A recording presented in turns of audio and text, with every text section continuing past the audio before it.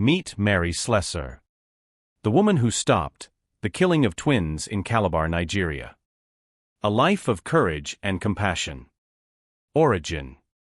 Mary Slessor was born on December 2, 1848, in Gilcomston, a suburb of Aberdeen, Scotland. She was the second of 7 children born to Robert and Mary Slessor. Her father, a shoemaker, struggled with alcoholism, which caused the family considerable hardship. Her mother was a deeply religious woman who instilled in Mary a strong faith and a sense of duty. Despite their struggles, Mary's mother ensured that the family attended church regularly and that the children received an education. Mary's early years were marked by poverty and hardship. After her father died when she was just 11 years old, Mary had to work in the local mills to help support her family. Despite the grueling work and long hours, Mary remained determined to make a difference in the world. She found solace and inspiration in her faith, and from a young age, she felt a calling to become a missionary. Early years and imaginary discussion. Mary Slessor's early years were filled with both hardship and moments of profound influence. One evening, when Mary was about 10 years old, she sat by the dim firelight in their modest home in Gilcomston. Her father, Robert, was there, his face lined with the struggles of a life marred by alcohol. Her mother, Mary, sat beside her, mending clothes with a quiet determination. "Mary," her father said, his voice slurred but gentle, "you've always got your nose in that Bible. What are you reading tonight?" Mary looked up, her blue eyes shining with a mix of innocence and fervor. "I am reading about Jesus and how he helped everyone. No matter who they were, I want to be like him. I want to help people when I grow up just like him, Daddy." Robert smiled weakly. "That's a good dream, lass. Just remember, life's not always kind. You've got to be strong." Her mother, with her calm and steady voice, added, "Mary, you've got a big heart.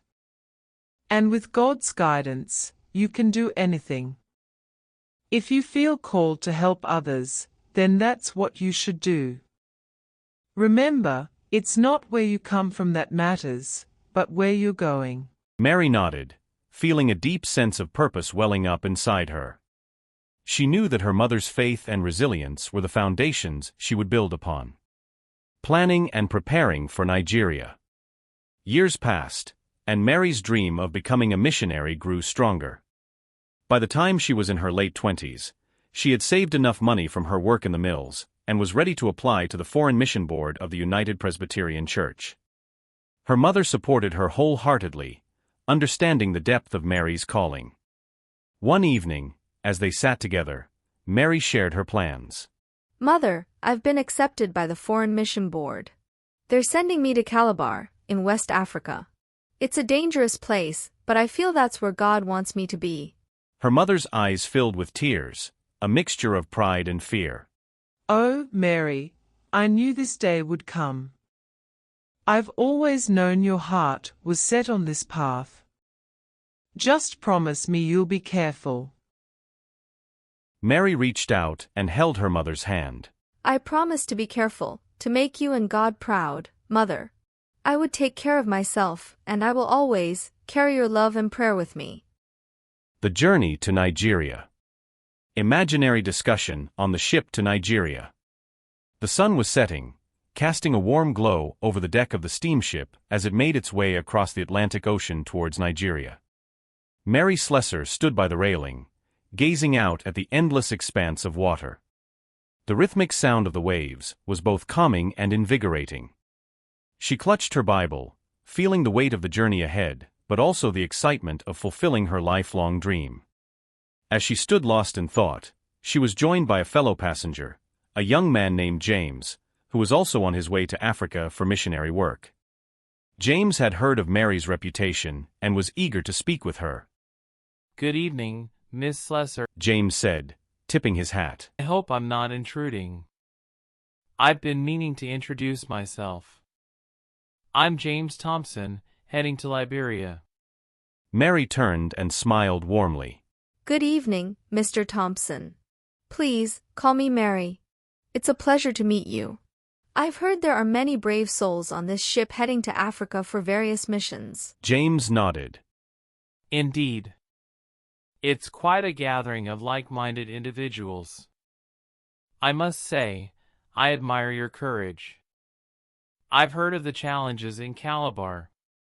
It's said to be one of the most difficult places to work. Mary's eyes shone with determination. I've heard the same, but I believe it's where I'm meant to be. The people there need help, and if I can make even a small difference, it will be worth it. Besides, I trust that God will guide and protect me.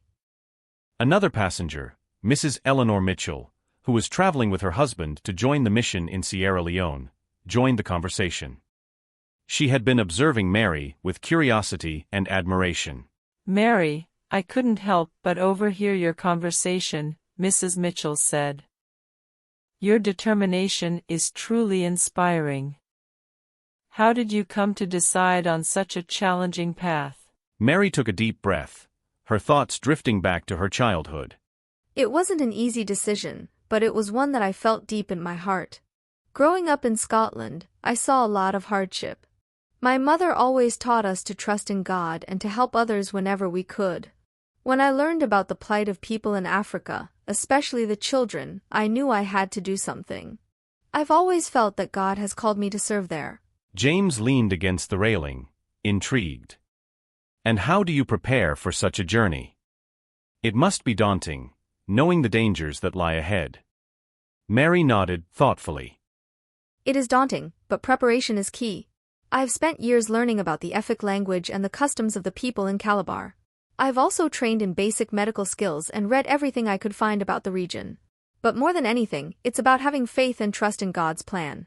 I believe that if you are called to do something, you'll find the strength and resources to do it. Mrs. Mitchell smiled warmly. Your faith is truly remarkable, Mary. I've seen many missionaries struggle with the harsh realities of the field. But hearing you speak, I feel a renewed sense of hope. It reminds me of why we chose this path.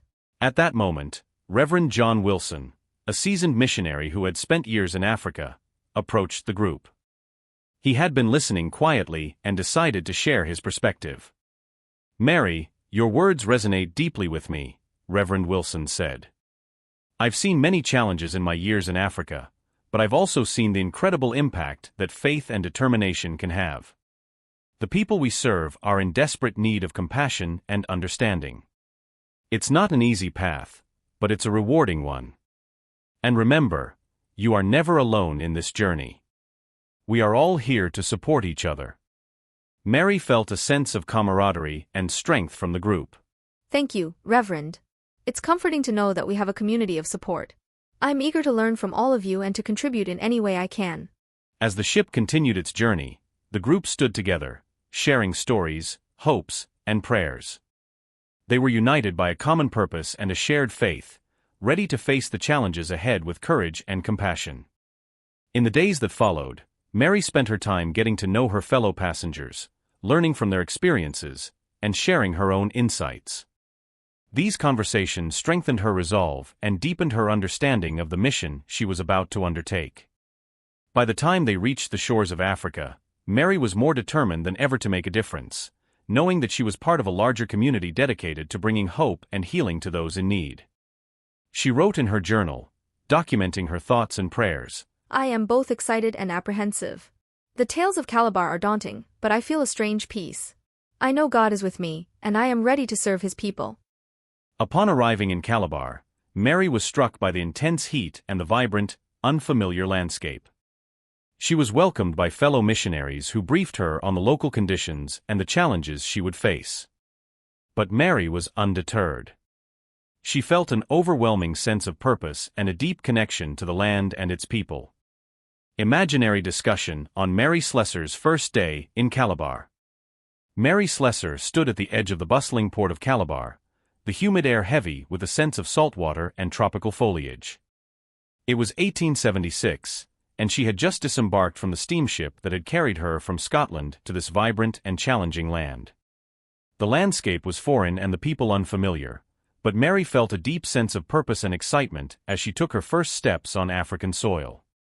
As she walked through the port, she was approached by a young local woman named Ansa, who had been sent by the mission to help her settle in. Ansa greeted her with a warm smile and a respectful bow. Welcome, Miss Slessor. I am Ansa. I will be helping you learn about our customs and language, she said in accented but clear English. Thank you, Ansa. Please, call me Mary, she replied with a smile. I am eager to learn. There is so much I need to understand about the people and their way of life. Efforts to understand language and customs. As they walked through the streets of Calabar, Ansa began teaching Mary basic phrases in Efik, the local language. Mary repeated the words carefully, determined to master the language as quickly as possible. She knew that understanding and speaking Efik was crucial to building trust and forming meaningful connections with the local people. Over the next few weeks, Mary spent her days immersed in learning. She sat with local elders, listened to their stories, and observed their customs. She asked endless questions, not only about the language but also about the traditions and beliefs that shaped their lives. Her genuine interest and respectful approach won her many friends among the locals, who were impressed by her willingness to understand their world. Historical efforts to stop twin killing. One evening, Mary sat with Ansa and a few local women, discussing one of the most troubling customs she had heard about, the killing of twins. Ansa explained the history and the challenges they faced. Mary, the fight against twin killing began long before you arrived, Ansa began. In 1849, Consul Beecroft, along with Kings Io2 and Akabong I, tried to ban human sacrifice and twin killing. They made an agreement, but sadly, it was not honored. The people continued their practices, and in 1855, Consul Beecroft had to use military force to dismantle the town. Mary listened intently, her heart heavy with the weight of the past efforts and failures. Ansa continued. Another agreement was made in 1855 with King Duke Ephraim and other Efik chiefs, promising British Consul Hutchinson to abolish twin killing. But the practice persisted. An older woman named Eka, who had joined the discussion, added, Missionaries like Reverend Ejeli, Reverend Hope Waddell, and Reverend Hugh Goldie have worked tirelessly for decades to end this practice. Reverend Ejeli and his wife are credited with the first documented rescue of twins in 1852. Their actions, along with British consuls pressuring our chiefs, have slowly started to change some minds. But it is a deeply rooted belief. Mary was moved by their stories and the relentless efforts of those who came before her. I am humbled by all that has been done, she said softly. I will build on their work. Together, we can create lasting change. Building on the legacy. Mary began her mission by continuing the work of rescuing twins. She took in abandoned twins and cared for them, showing the local people that the children were not cursed but precious and loved. Her home became a sanctuary for these children, and she raised many of them as her own. A plea for the lives of twins. Mary Slessor stood before the esteemed elders and people of Calabar, her voice filled with passion and conviction.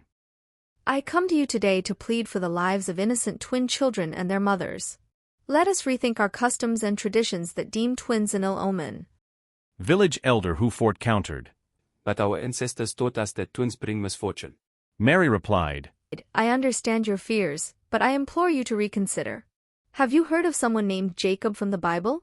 Jacob was a twin, and his name was later changed to Israel, a name that still exists today. This shows that God loves twin children. Let us embrace them as a blessing, not a curse. These children are not cursed, they are innocent and pure. I have lived among you for many years, caring for the sick and teaching your children. Trust me in this as well. A young pregnant mother asked. But what about us, the mothers? We are cast out and blamed for the birth of twins. Mary's response was filled with compassion. Come to me, and I will provide shelter and protection. Together, we can show that these children are a blessing, not a curse. The villagers were moved by Mary's words, and village elder Udeme asked, Can you truly protect all who come to you? Mary's face shone through. With God's help, I can. Let me care for these children and their mothers. We will create a legacy of hope and humanity for future generations. Mary shared stories of how twins were celebrated in Scotland, her homeland. Twins are considered a double blessing, a cause for great celebration. Families and communities come together to support the mother and her children. There are no superstitions or fears about twins. Instead, people see them as a sign of good fortune and a unique bond. The villagers listened intently, and Elder Hufort asked her to continue. Mary spoke of special christening ceremonies, matching outfits, and the strong sense of community that supported twin mothers. She assured them that the mothers of twins were given great respect and support in Scotland. Hudayme asked, How can we be sure this will work here? The God who created Europe, Africa, America, and the world is one, and he does not forbid twins in Africa while allowing them elsewhere. Mary's response was filled with conviction. By allowing love and compassion to guide us, we can create a similar environment here in Calabar. Let me care for these children and their mothers. With your support, we can show that these fears are unfounded. The villagers were convinced, and Elder Hufort gestured her hand in agreement. Mary, your words are powerful. We will grant you this chance. The mothers and their twins will come to you. Mary's voice rang out clear. Thank you, esteemed elders. Your trust will not be misplaced. Together, we will show that love and care can conquer fear and superstition. We will create a legacy of hope and humanity for future generations. And so, Mary Slessor began her mission of saving twin children and their mothers, transforming the hearts and minds of the people of Calabar, and leaving a lasting legacy of love and acceptance. Mary also worked tirelessly to educate the local people about the harm of their superstitions. She held meetings, spoke with chiefs, and used every opportunity to spread her message of compassion and understanding. Her approach was not to condemn, but to gently guide and educate. In addition to her direct efforts, Mary built strong relationships with local leaders, gaining their trust and respect. She used these connections to advocate for the protection of twins and other vulnerable individuals. Her persistence and dedication, combined with the groundwork laid by earlier missionaries and British officials, began to yield results. The end of twin killing in Calabar. Over time, Mary's efforts, along with those of her predecessors, started to bear fruit. More and more people began to see the value of protecting all children, including twins. The practice of twin killing gradually diminished, replaced by growing acceptance of the innocence and value of every child. Mary's work was not without its challenges. She faced resistance and danger, but her unwavering faith and compassion won over many hearts. By the time of her death in 1915, the practice of twin killing had significantly declined, thanks to the combined efforts of all those who had fought against it over the years. Legacy. Mary Slessor's legacy is one of courage, compassion, and tireless dedication to the well-being of others. Her story, woven together with the efforts of those who came before her, is a testament to the power of perseverance and faith. The end of twin killing in Calabar was not the work of one person alone, but a collective effort spanning decades. Mary's role was pivotal in this transformation, and her life continues to inspire generations to fight for justice and compassion in the face of deep-rooted challenges. Here is an imaginary discussion of Mary Slessor with the locals when she was about to die, reflecting on the positive impact of her efforts to stop the killing of twins in Calabar. As Mary Slessor lay on her simple cot, surrounded by the people she had come to love and call her family, she took a deep breath and gathered her strength for one final conversation. The villagers, sensing the importance of this moment, leaned in closer. I have seen such wonderful changes here in Calabar. The love and acceptance you now show for twin children brings me great joy. Look at little Anikan and Eno. They are growing into strong and kind-hearted young men. And there's Adet and Iniobong, who have brought so much laughter and light to our village. The villagers nodded, remembering the fear and superstition that once surrounded the birth of twins. Mary continued, Remember the Bible stories I have shared with you. Esau and Jacob were twins, and through them, God's plan unfolded. Perez and Zerah, the sons of Tamar, were twins too. And let us not forget Thomas, one of Jesus' disciples, who was called Didymus, which means twin in Greek. These stories show us that twins are a blessing, not a bad omen. A murmur of agreement spread through the crowd. Mary saw the understanding and acceptance in their eyes, a sight that filled her heart with peace. As my time here comes to an end, Mary said softly, I have one last wish. When I die, I want to be buried here in Calabar, in this land that has become my home. Let my grave be a reminder of the love and hope we have built together. Tears welled up in the eyes of the villagers as they promised to honor her wish. Mary smiled, feeling a deep sense of fulfillment. She knew that the legacy of love and acceptance for twins would continue to grow, nurtured by the people of Calabar. With a final look at the faces she had come to cherish, Mary closed her eyes, her spirit at peace, knowing that her work had made a lasting difference. She passed away on Wednesday, January 13, 1915, in Ekut-Uku, Nigeria, at the age of 66. Surrounded by the people she had devoted her life to serving. Mary Slessor was buried in a simple grave in Nigeria, far from her Scottish homeland, but in the land she had come to love as her own. Her death was deeply mourned by the local people, who regarded her as a mother and a savior. She left behind a legacy of compassion, bravery, and unwavering faith that continues to inspire generations of missionaries and humanitarian workers. Mary Slessor is buried in the city of Calabar, Nigeria, at the Mission Hill Cemetery, where many other missionaries who worked in the region are also laid to rest. Her burial site, marked by a bronze statue depicting her caring for twin children, stands as a place of remembrance and honor. This statue commemorates her contributions to the region and her enduring legacy in missionary work and humanitarian efforts. Lessons learned. Mary Slessor's life offers several profound lessons. Compassion and empathy. Mary's deep compassion for the people she served, especially the most vulnerable, set her apart. Her willingness to understand and respect local customs, while gently guiding change, is a powerful example of how empathy can bridge cultural divides. Courage and perseverance. Mary's fearless nature and determination to help others, despite the dangers and challenges, demonstrate the importance of courage and perseverance in the face of adversity. Faith and dedication. Her unwavering faith and dedication to her mission, even when her own health was failing, show the strength of conviction and the impact of living a life dedicated to a higher purpose. Cultural sensitivity. Mary's approach to missionary work, which emphasized understanding and respecting the local culture, highlights the importance of cultural sensitivity in any humanitarian or missionary effort. Role of women in missionary work. Mary's success as a female missionary in a time when women were often relegated to supportive roles challenges traditional gender roles and underscores the significant contributions women can make in any field. Mary Slessor's life and work remain a testament to the power of love, faith, and determination.